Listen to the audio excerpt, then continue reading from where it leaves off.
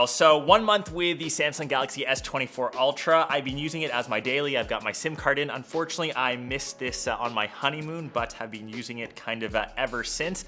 It is actually very similar to the S23 like Ultra if you take a quick glance. The big telltale sign is the titanium build around the outside. Obviously very similar to what we've seen on the iPhone. Very similar colors. I will say the gray is slightly warmer on the Samsung, and my favorite one was the purple one, which had the two-tone with like the silver cutouts for the camera rings. Obviously that video is completely separate.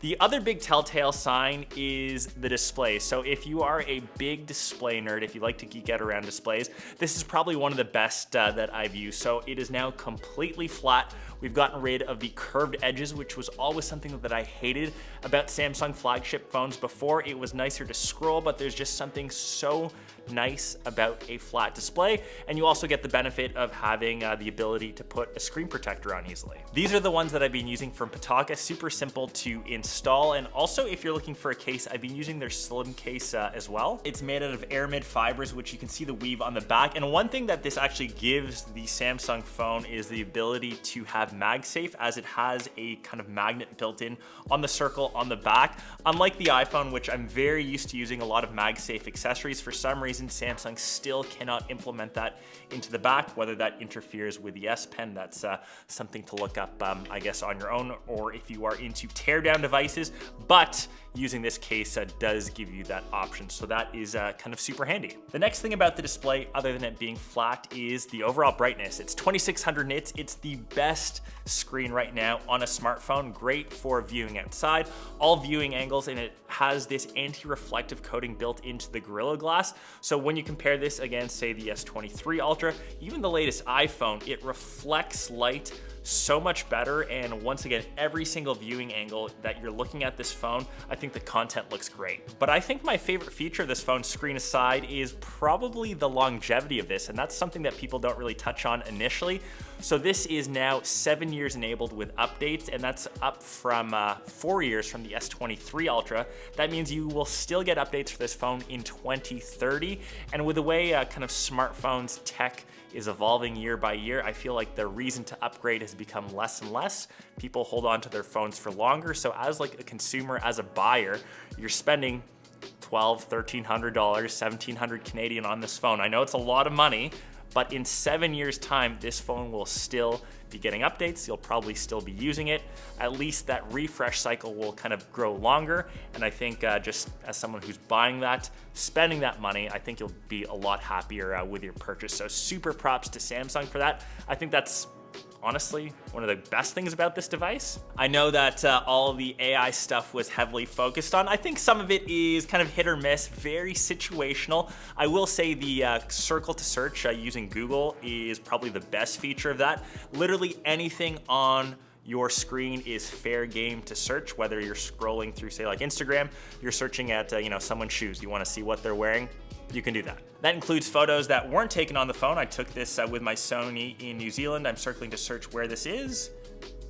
And in 2 seconds, that gives me a live update where this was in Milford Sound. I can book tickets, I can see more info about it.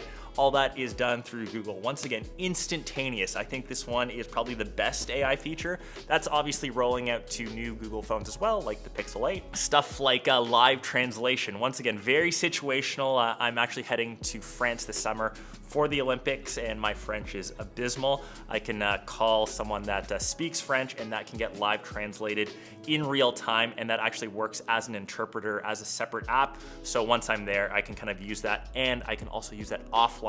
I can have that downloaded, so I don't even need to be connected to the internet, which I think is really cool. There's also a ton of AI features built into the camera software as well. So something as simple as adding a blurred out background. So I just took a couple selfies here, just hitting that little eye button, hitting the background blur feature, and then I can kind of add or detract how much blur that I want. Once again, the processing is pretty fast, and when I'm happy with the amount of blur, I can hit save, and now I have a blurred out background. And the edge detailing on it, once again, one of the better ones that I've seen. It's really identified my hair here as well. I've got little loops in my hair, and it didn't make that all weird and fuzzy. Once again, better than the iPhone, and I'm pretty impressed with the edge detection on this. Another cool one, which I feel is in most AI things, is generative edit. So within a photo, you can move things from the background, you can delete certain things, kind of like an AI selection tool. You can also select a specific subject within a photo. So for example, my car, I can choose to make this larger, I can make it smaller, and I can move it within the frame, all once again through AI, and that was obviously the buzzword, which I still think very selective. Will I be using that every time for every single one of my photos? Probably not, but it's kind of a nice to have feature. Once again, Google to search or Circle to search with Google is by far the most used one for this phone. Moving on to, I guess, the next important thing, which is the camera. So once again, very similar look to last year. We have a very similar camera setup, so 200 megapixel main. And instead of having the 10 times zoom, they've kind of knocked that down to 5 times with a new 50 megapixel sensor. And a lot of people were saying that it's a bit of a downgrade, I guess, in terms of numbers.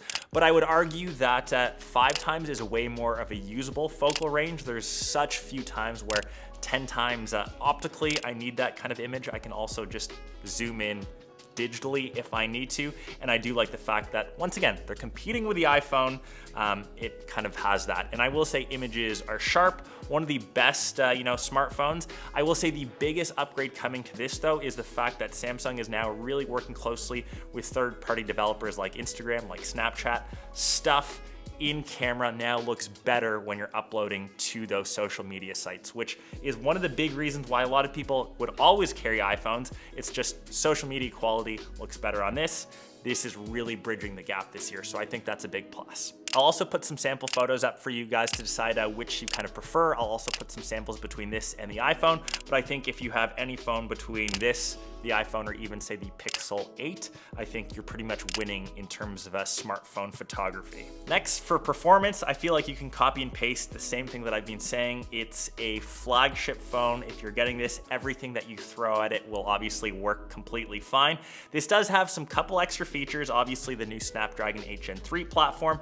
This does have a 90% larger vapor chamber, so better for gaming. It now has ray tracing, so just little incremental changes that, unless you have this and the S23 or S22 Ultra, you probably won't be able to see too much of a difference. It's just blazingly quick, it's fast, it's a flagship, and if I can get that same performance for the next 7 years, I think most people will be pretty happy. Battery life, 5,000 milliamps, so if you're rocking 6.5 to 7 hours as an Ultra user, as someone on it all day, it should be able to last. You can even push this close to 2 days without charging it.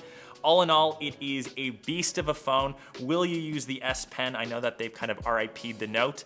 Maybe once again, on that rare occasion, similar to AI, very situational, maybe signing off on my documents, maybe taking the occasional selfie using this as like the remote trigger. That's kind of the S24 Ultra in a nutshell. If you are someone that has to buy a phone right now, if you have to spend $1,300, $1,700 Canadian, this would be the phone that I would recommend just because of that 7 years. I feel like a broken record, kind of repeating myself.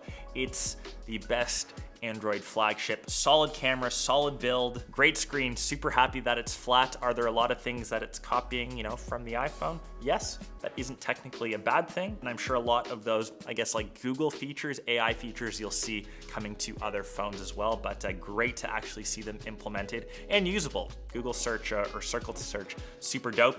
Let me know your thoughts down below in the comments if you are planning to pick one up or if you've already grabbed one in the past month, and I will catch the rest of you in one of my next vids.